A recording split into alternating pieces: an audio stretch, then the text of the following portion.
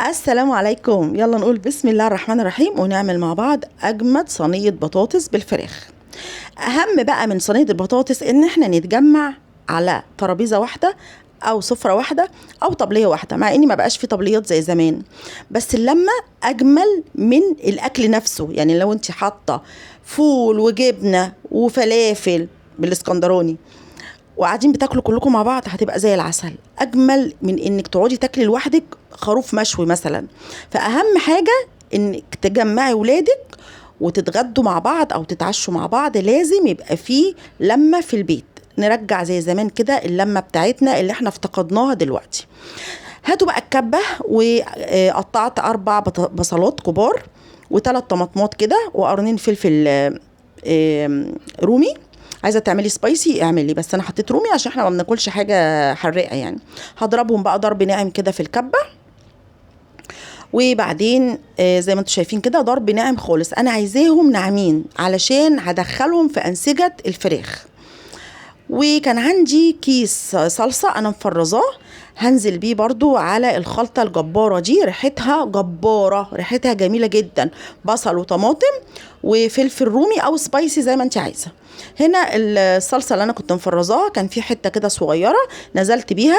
هحط بقى ملح وفلفل وبهارات لحمة و7 بهارات وبابريكا. طبعا كل ما بتحطي البهارات بتاعتك وبتنوعيها كل ما بتدي مذاق احلى وتست اعلى. هقلب بقى كده التتبيله بتاعتي دي كلها كده. طبعا الطماطم هنا عندي كانت فيها تلج، فبحاول افككها كده بايدي.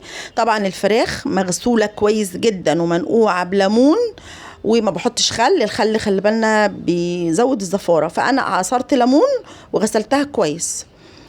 ونضفتها طبعا كلها، وعملت فتحات كده علشان ادخل التتبيله دي كده بين الجلد وبين اللحم بتاع الوراك. بصوا كده الفتحات دي علشان هسيب الوراك الفراخ شويه في التتبيله دي علشان الانسجه تاكل من الملح بتاعها.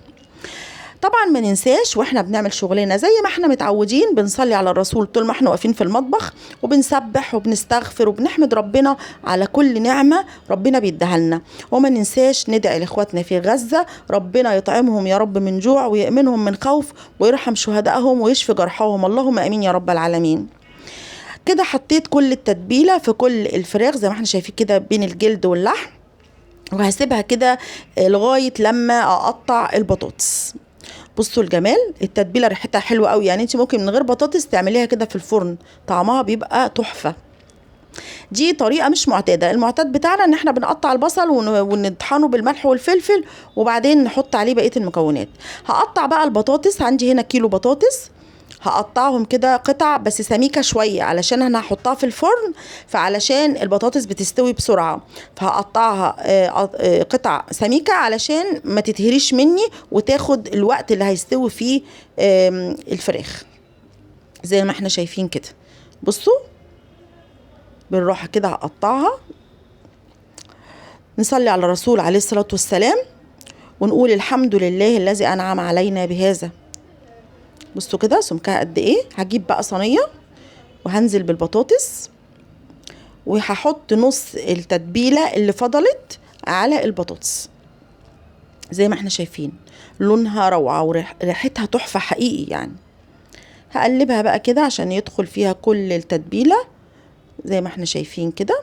وما تنسوش زي ما قلت لكم كده اعملوا يوم يا رب حتى يكون يوم الجمعه، يوم في الاسبوع، يوم الاجازه، ونجمع ولادنا كده على سفره واحده او على طبليه واحده علشان ناكل مع بعض لقمه. لاني احنا مع بعض النهارده، بكره احنا مش مع بعض.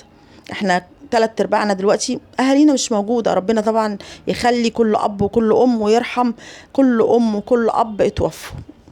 فنلم عيالنا ونعلمهم ان احنا زمان كنا بنتلم اللمه الحلوه دي، واللقمه بتبقى طعمها جميل وصوت الضحكات بتبقى كانت جميله. ونرجع القيم والمبادئ والحاجات الحلوه اللي احنا افتقدناها زمان، نحاول نرجعها. هحط شويه زيت بقى هنا و3 قطع زبده كده عشان اعزز الطعم، وهنزل بكوبايه ميه هغطيها كويس قوي وهحطها في فرن على درجه حراره 200 تحت خالص على الفرن مباشره. هغطيها بقى بالورق الفويل كويس قوي وهعمل له فتحتين كده من فوق بس عشان البخار. بصوا بصوا بصوا بصوا روعة. طبعا انا ما ولعتش الشوايه، هي شربت ميتها خالص من تحت واستوت واتحمرت زي ما انتم شايفين كده. بصوا الجمال، البطاطس استوت جدا. عملت معاها رز ابيض، عايزه تعملي رز بالشعريه اعملي. بصوا الجمال، انا طبعا سخنه فانا مش قادره امسكها بايدي. استوت اهي زي الفل.